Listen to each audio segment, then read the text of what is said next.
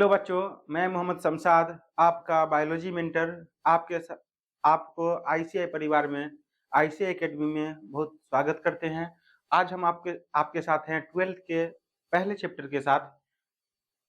पहले chapter start करने से पहले हम लोग एक 12th सिलेबस 12th में पढ़ना क्या है इसको देखते हैं। यदि हम लोग 12th सिलेबस की बात करें, टोटल होल बायो की बात करें, तो टोटल बायो में 11th में 5 इकाई है, 5 यूनिट, और 12th में 5 यूनिट है।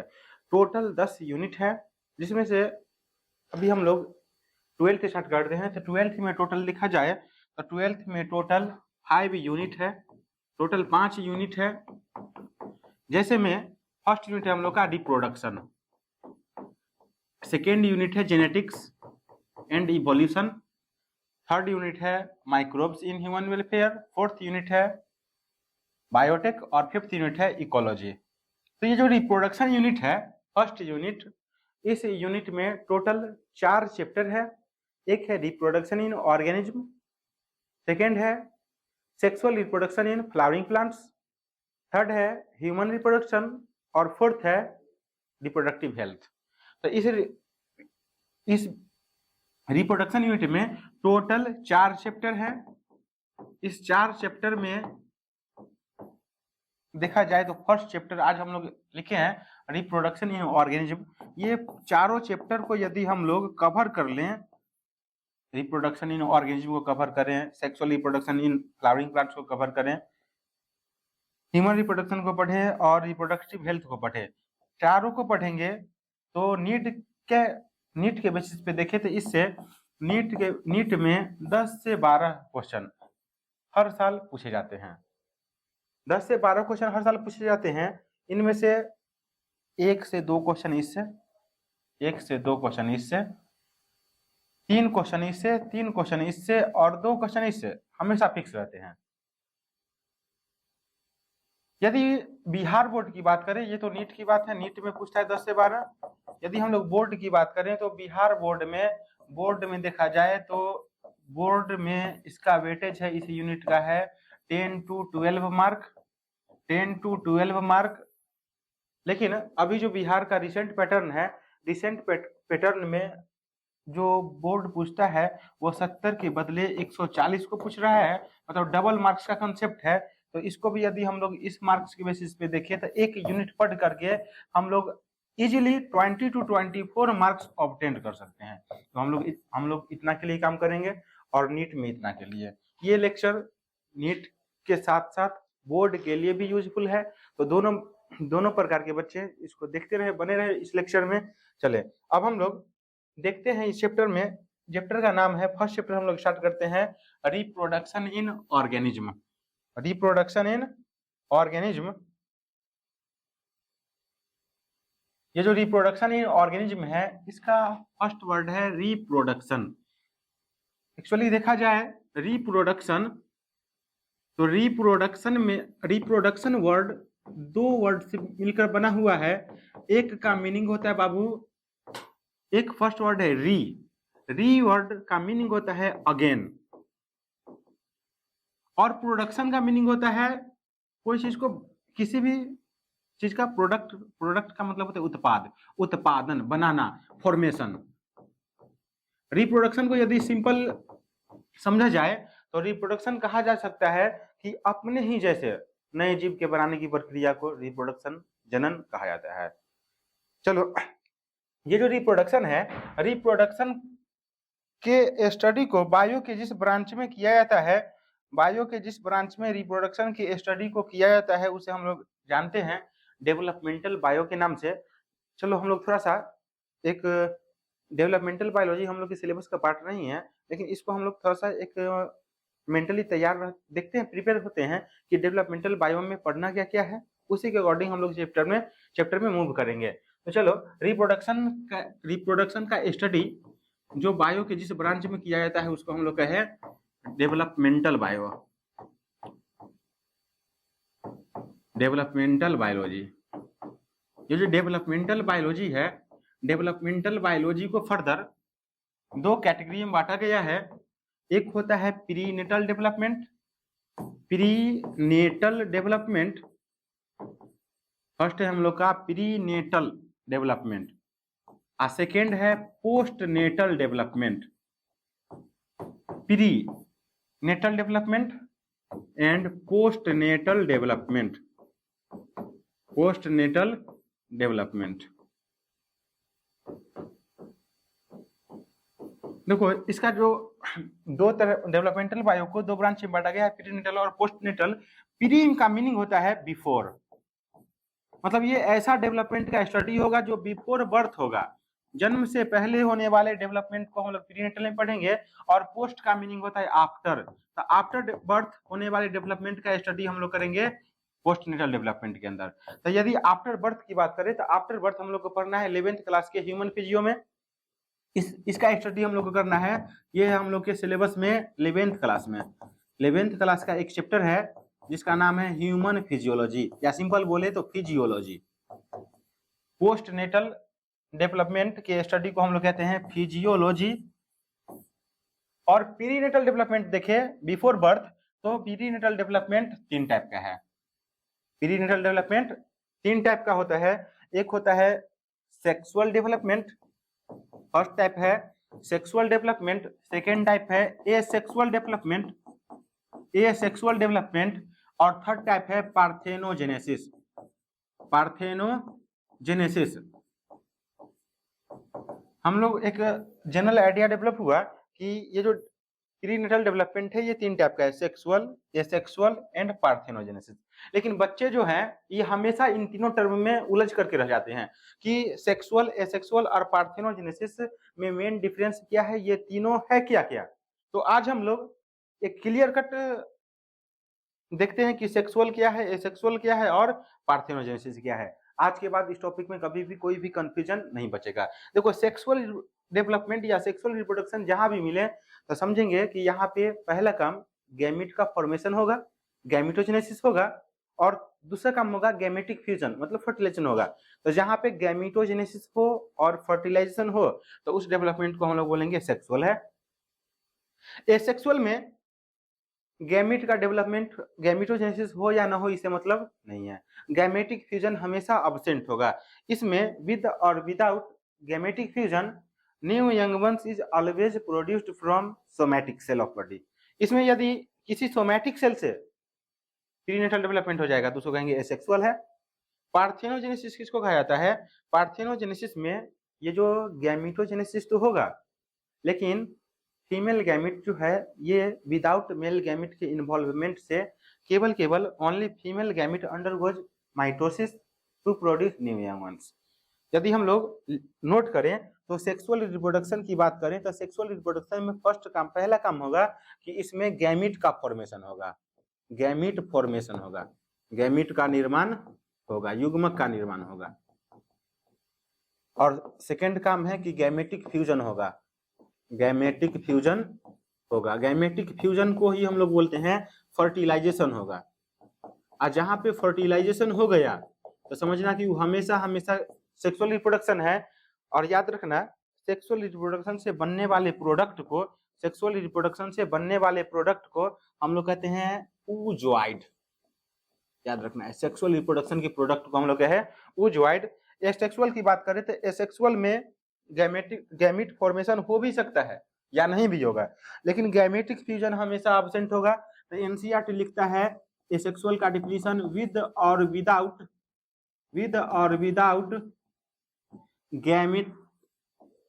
गैमिट फॉर्मेशन या gamete involvement new young ones या new offspring is always produced by somatic cell, is always produced by somatic cell। ये जो सोमैटिक सेल है ना, सोमैटिक सेल से ही न्यू यंग वंस का प्रोड्यूस होगा। तो जो सोमैटिक सेल एसेक्सुअल रिप्रोडक्शन में इन्वॉल्व होगा उसको याद रखना है, जो सोमैटिक सेल एसेक्सुअल रिप्रोडक्शन में इन्वॉल्व होगा उसको हम लोग कहेंगे, यहाँ पे लिख देते बाबू, उसको हम लोग कहेंगे ब्लास्टोमा। यह है blastoma cell.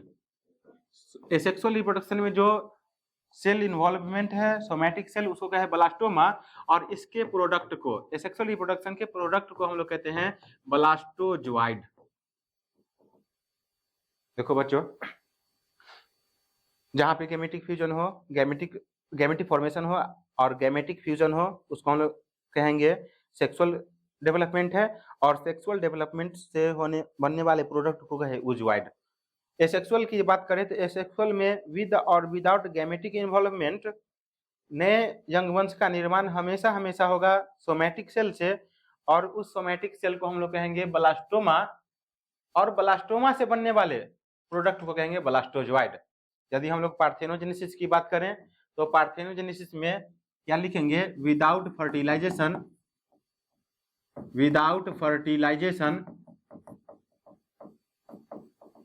Without fertilisation female gamete, female gamete को हम लोग जनरली एग कहते हैं, और ovum, female gamete is capable to produce new young ones, is capable to produce new young ones without fertilisation. कहीं पर भी बिना निषेचन के, विदाउट फर्टिलाइजेशन यदि नए जीव का निर्माण हो जाएगा तो उसको हम लोग बोलेंगे पार्थेनोजेनेसिस है, हिंदी में कहते हैं अनिषेक जनन।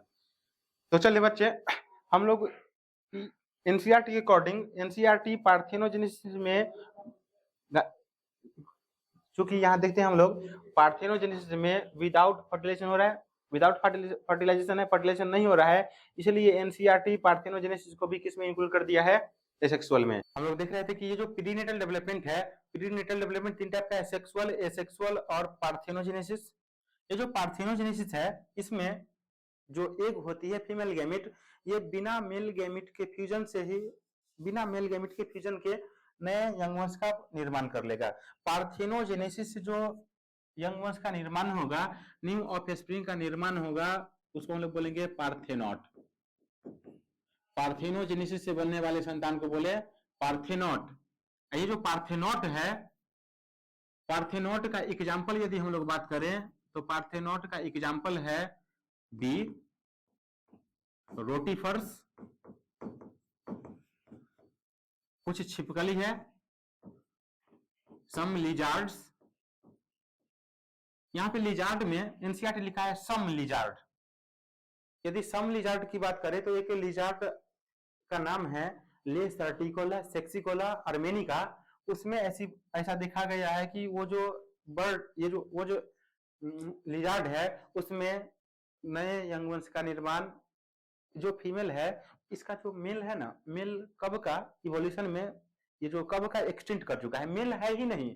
ये जो लिजार्ड है ले सेक्सिकोला अर्मेनिका, उसमें मेल तो है ही नहीं, तो फीमेल अंडा देती है और उसी अंडे से नए केवल फीमेल का निर्माण होता है, मतलब ईटीसी लिख देते हैं। यदि सोचो कि जैसे ये जो लिजार्ड है, ये जो मतलब रिप्रोडक्शन में देखा जाए तो जैसा कर रही है, वैसा यदि ह्यूमन का जो फीमेल है वो भी करने लगे, ह्यूमन की फीमेल भी कभी सोचे कि हमको मेल पार्टनर की आवश्यकता नहीं है, हम विदाउट मेल जो मेरा एग है, इसी में माइटोसिस करके नए यंग वंश का निर्माण करेंगे, तो क्या ऐसा पॉसिबल है? हम बोलेंगे हाँ बिल्कुल पॉसिबल है, क्योंकि मेल का रिप्रोडक्शन में कोई बड़ा रोल है ही नहीं। मेल जो है रिप्रोडक्शन में केवल यही करता है कि ये जो स्पर्म होता है ना, मेल का जो मेल गैमेट स्पर्म है, वो एंट्री ऑफ स्पर्म जैसे ओवम को टच करेगा तो ओवम के पास ओवम हैप्लॉइड है, एन है, और जैसे टच करेगा तो इसके पास सेंट्रियोल आएगा, और सेंट्रियोल आएगा तो डिवीजन करेगा। दो ही मेल स्पर्म का दो ही काम है कि एक इसके प्लॉइडी को चेंज करेगा और एक इसमें सेंट्रियोल देगा। लेकिन हम लोग तो जानते हैं बहुत सारे ऐसे केस है जिसमें बिना प्लॉइडी के चेंज किए हुए ही माइटोसिस हो जाता है, समसूत्री विभाजन हो जाता है, जहां पे प्लॉइडी चेंज ही नहीं होता है। तो ह्यूमन बींग्स भी यदि ऐसा करने लगे तो बोलेंगे हाँ ऐसा हो सकता है, लेकिन इन कोर्स ऑफ इवोल्यूशन में यदि जो फीमेल ऐसा करेगी कि वो मेल के बिना ही नए यंग वंश का निर्माण करेगी, तो नेचर जो है ना, हम लोग का नेचर, ये नेचर हमेशा चेंज डिमांड करता है। नेचर, प्रकृति का डिमांड है कि तुम बदलते रहो, बदलते नहीं बदल पाओगे तो प्रकृति तुमको एक्सटिंक्ट कर देगा। यदि ऐसा हो गया कि केवल अर्थ पे ह्यूमन फीमेल ही बच गई, मेल नहीं बचा, तो प्रकृति में एक समय ऐसा आएगा जिस समय मेल न होने के कारण फीमेल भी एक्सटिंक्ट कर जाएंगे। तो आगे हम लोग पढ़ेंगे अकॉर्डिंग टू एनसीईआरटी रिप्रोडक्शन दो टाइप का है, एक है सेक्सुअल रिप्रोडक्शन और एक है एसेक्सुअल रिप्रोडक्शन। ये रिप्रोडक्शन स्टार्ट करने से पहले हम लोग थोड़ा सा देखते हैं, एनसीईआरटी इस चैप्टर को स्टार्ट किया है लाइफ स्पेन से। हम लोग भी देखते हैं ये लाइफ स्पेन होता क्या है। लाइफ स्पेन, तो लाइफ स्पेन की बात करें, जीवन काल की बात करें, तो कहा जाता है कि the period from birth to natural death of an organism represents their life span. The period from birth to natural death की बात करता है। यदि कोई मान लेते कोई इंडिविजुअल है, वो अभी कहीं जा रहा था, कोई जर्नी में था, एक्सीडेंटली का डेथ हो गया, तो हम लोग कहेंगे कि उसका लाइफ स्पेन अभी कंप्लीट नहीं हुआ था। लाइफ स्पेन का सिंपल डिफिनीशन याद रखना है, ये है period from birth to natural death. Birth to natural death, ये बर्थ से नेचुरल डेथ के बीच के समय को ही हम लोग कहते हैं लाइफ स्पेन। यदि हम लोग कुछ स्पेसीज का लाइफ स्पेन देखें, तो एलिफेंट का लाइफ स्पेन होता है about 60 to 90 year. 60 to 90 year इसका रेंज है, क्योंकि लाइफ स्पेन जो है, लाइफ स्पेन कोई फिक्स नहीं है, ये हमेशा रेंज में मिलता है। जैसे यदि हम लोग ह्यूमन बींग्स की बात करें, तो ह्यूमन बींग्स का life span according to WHO world health organisation, human beings का life span about 70 to 80 years है। तो क्या सभी ह्यूमन बींग्स 70 साल या 80 साल ही जी पाते हैं? उससे कम, उससे पहले भी उनका डेथ हो सकता है, या ऐसा भी रिपोर्ट किया गया है कि ह्यूमन बींग्स 150 ईयर्स तक सर्वाइव किया। तो ये एग्जैक्ट नहीं है, ये एवरेज डाटा है जो हमेशा रेंज में होगा। तो यदि हम लोग एक एलिफेंट का लिखे, एवरेज डाटा है 60 टू 90 ईयर। यदि कोई एग्जैक्ट की बात करता है तो हम लोग बोलेंगे 75 ईयर। दोनों का एवरेज निकाल दिए, 60 90 बाई 2 75। यदि रोज की बात करें तो रोज होता है 5 टू 7 ईयर्स। बनाना ट्री की बात करें तो बनाना ट्री है about 20 years. Cow about 55 to 30 years. Crow की बात करें तो क्रो का लाइफ स्पेन है अबाउट 15 ईयर्स। पैरेट की बात करें तो पैरेट का लाइफ स्पेन है 140 ईयर्स। राइस प्लांट जो धान का पेड़ होता है, उसका लाइफ स्पेन होता है 3 टू 4 मंथ। 3 to 4 month. हम लोग गांव देहात से आते हैं, यहाँ देखते हैं जो जहाँ सीड मिलता है, जो बीज भंडार होता है, वहाँ पे लिखता है, ये जो राइस का मान लेते कोई स्पेसिफिक प्रजाति है, तो वहाँ पे लिखेगा ये मतलब धान है, धान का नाम रहेगा, अब बाद में लिखेगा 110, 100 है, 120 है। इसका लिखने का मतलब क्या है कि वो बताना चाहता है बीज वाला ब्रांड कि ये आप धान लगाओगे तो ये 120 दिन में तैयार होगा, ये 110 दिन में तैयार होगा। तो हम लोग देखते हैं ये 3 टू 4 मंथ है। यदि हम लोग डेज में बात करें तो 90 टू 120 डेज। यदि फ्रूट फ्लाई की बात करें, फ्रूट फ्लाई से याद आया, फ्रूट फ्लाई का लाइफ स्पेन है 1 टू 2 वीक। लेकिन एक बार क्या हुआ कि नीट में क्वेश्चन पूछ दिया कि फ्रूट फ्लाई की जगह पर दे दिया इसका साइंटिफिक नेम ड्रोसोफिला मेलानोगेस्टर। अब पूछ दिया कि ड्रोसोफिला का लाइफ स्पेन कितना होता है, तो हम लोग याद रखेंगे फ्रूट फ्लाई का ही नेम है ड्रोसोफिला। ड्रोसोफिला के बाद यदि हम लोग बनियान ट्री की बात करें तो बनियान ट्री का लाइफ स्पेन है 200 टू 300 ईयर। टोरटोइज का लाइफ स्पेन है 150 ईयर्स। तो हम लोग क्या देखते हैं, ये जो डाटा दिया है एनसीईआरटी, इस डाटा में यदि हम लोग individual with high animals with highest life span की बात करें तो टोरटोइज है, जबकि individual with list life span की बात करें तो फ्रूट फ्लाई है। हम लोग को एक बात समझ में आता है, ये जो लाइफ स्पेन है, लाइफ स्पेन कुछ डेज से लेकर के सालों, हजारों साल तक हो सकती है। कुछ प्लांट्स ऐसे भी है जो हजारों साल तक सरवाइव करते हैं। तो हम लोग याद रखना है, लाइफ स्पेन का रेंज यदि पूछेगा तो हम लोग बोलेंगे ये कुछ डेज से लेकर के 1000 ईयर तक है। 1000 ईयर, हजारों साल तक है।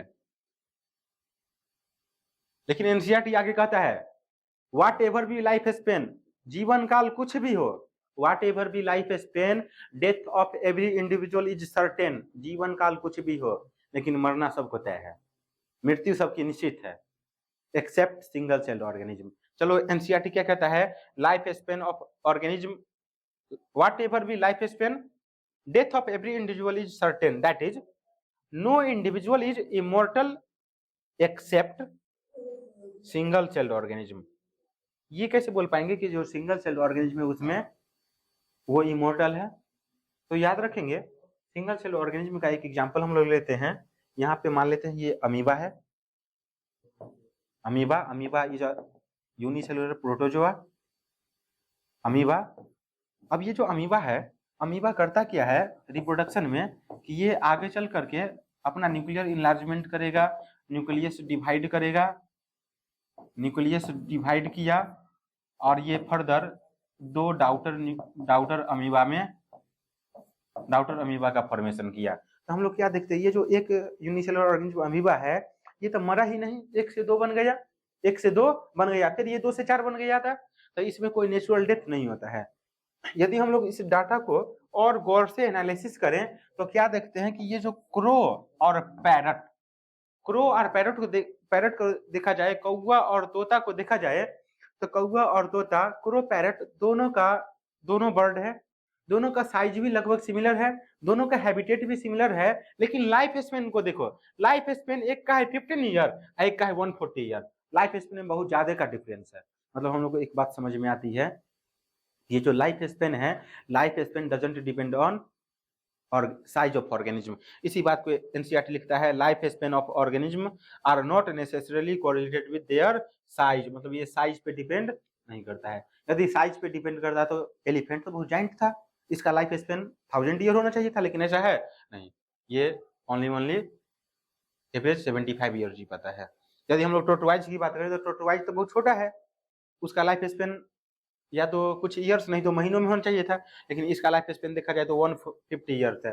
मतलब हम लोग को डाउट में नहीं रहना है कि साइज डिपेंड नहीं करता है।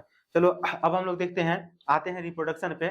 तो रिप्रोडक्शन अभी हम लोग देखे थे, एक रिप्रोडक्शन के बारे में जनरल आइडिया डेवलपमेंटल बायो के बारे में। अब हम लोग आते हैं रिप्रोडक्शन।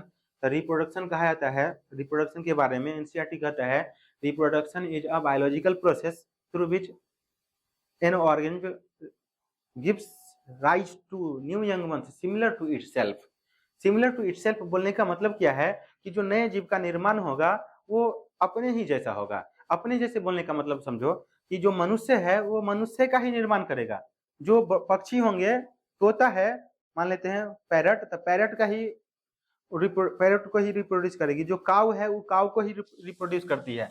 तो देखो लिखा है, reproduction is defined as a biological process in which an organism gives rise to young ones similar to itself. यहाँ पे याद रखना है, it is a biological process. एक बार पूछा गया था, reproduction is a biological process, chemical process, physical process, biochemical process. तो बच्चे कंफ्यूज हो गए थे, अधिकांश बच्चे बायोकेमिकल को चूज कर लिए थे, लेकिन एनसीईआरटी स्पष्ट शब्दों में लिखता है कि reproduction is a biological process. Reproduction की बात करें तो रिप्रोडक्शन है, it maintains continuity of organism species to species. यह जो है ऑर्गेनिज्म के कंटिन्यूटी को बनाए रखता है स्पेसीज टू स्पेसीज। यदि हम लोग बात करें ये continuity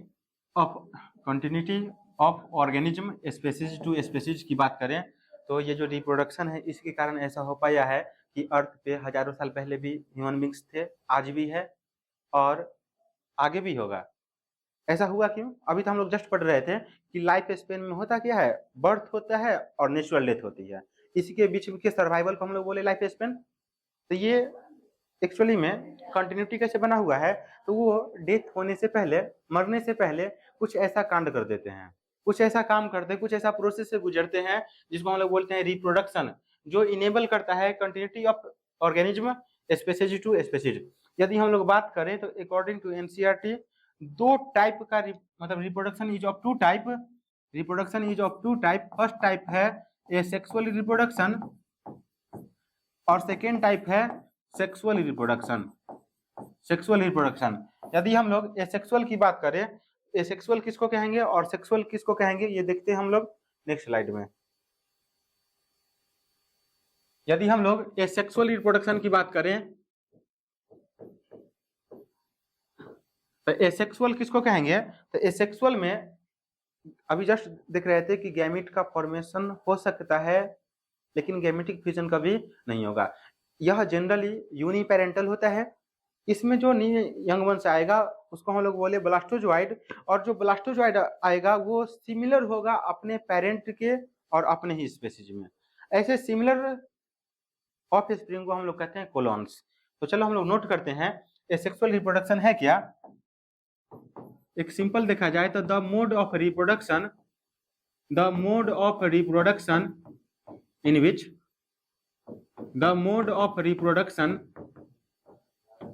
in which an organism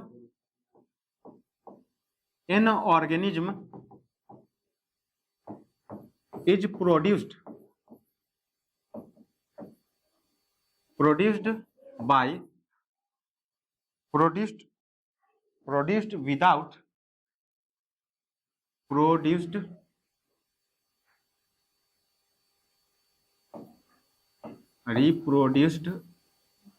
without fertilization. जहां पे विदाउट फर्टिलाइजेशन, बिना फर्टिलाइजेशन के नए अंगवंश का प्रोडक्शन होगा उसको बोलेंगे एसेक्सुअल है। यदि हम लोग देखें ये जो एसेक्सुअल है, एसेक्सुअल के बारे में, तो इसमें जो न्यू अंगवंश का फॉर्मेशन होगा वो बहुत जल्दी होगा। तो इसके बारे में याद रखना है कि it is very simple and fast mode of reproduction. It is very simple and quick mode of reproduction.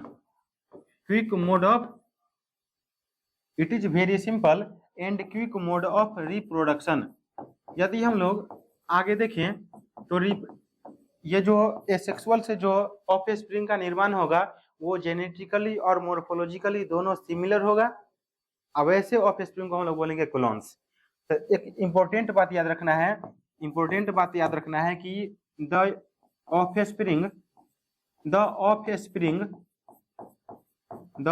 Spring produced by asexual reproduction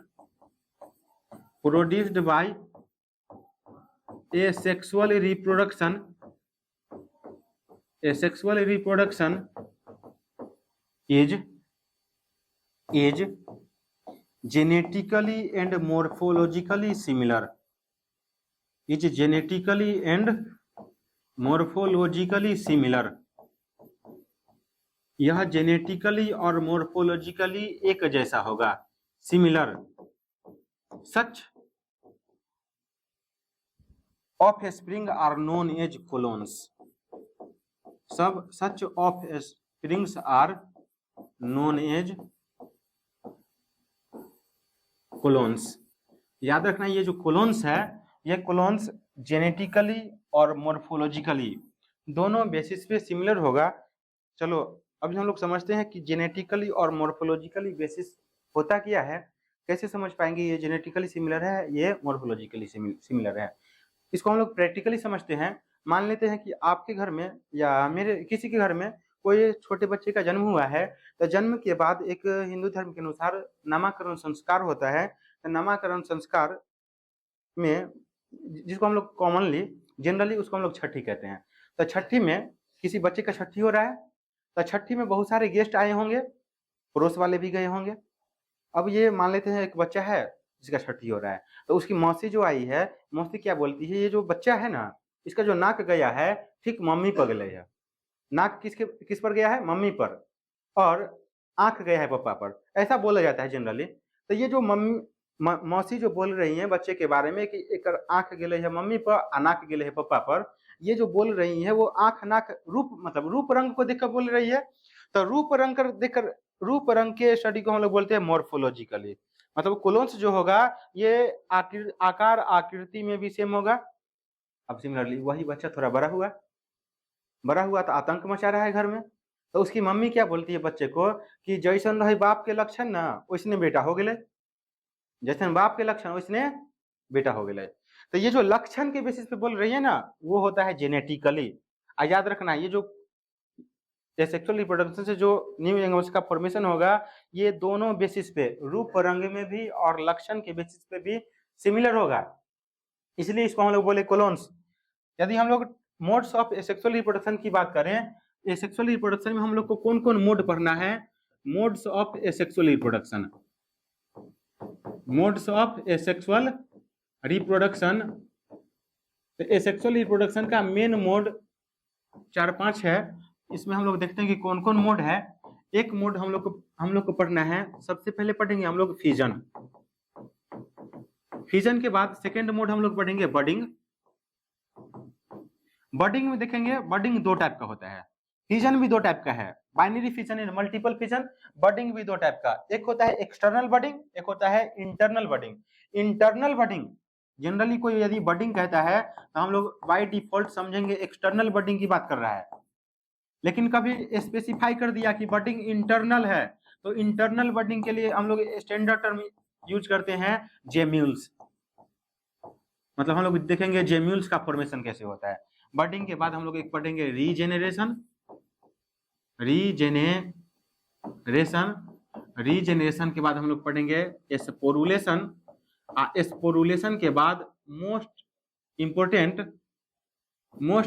topic पढ़ेंगे एसेक्सुअल का, वेजिटेटिव रिप्रोडक्शन। Vegetative reproduction. तो बच्चों आज हम लोग देखिए, सबसे पहले देखिए एसेक्सुअल 2 टाइप का रिप्रोडक्शन है, एसेक्सुअल और सेक्सुअल। तो एसेक्सुअल में हम लोग देखें कि एसेक्सुअल में ये सब मोड हम लोग को पढ़ना है। फिजन पढ़ना है, बाइनरी फिजन, एक पढ़ना है मल्टीपल फिजन, एक बडिंग पढ़ेंगे, रीजनरेशन पढ़ेंगे, स्पोरुलेशन पढ़ेंगे और वेजिटेटिव रिप्रोडक्शन। तो बच्चों मिलते हैं नेक्स्ट क्लास में हम लोग फिजन के साथ। तब तक के लिए आप इस चैनल को लाइक करना ना भूलें, सब्सक्राइब करना ना भूलें। यदि बेहतर हुआ, जैसा भी लगा आपको, कमेंट जरूर करें।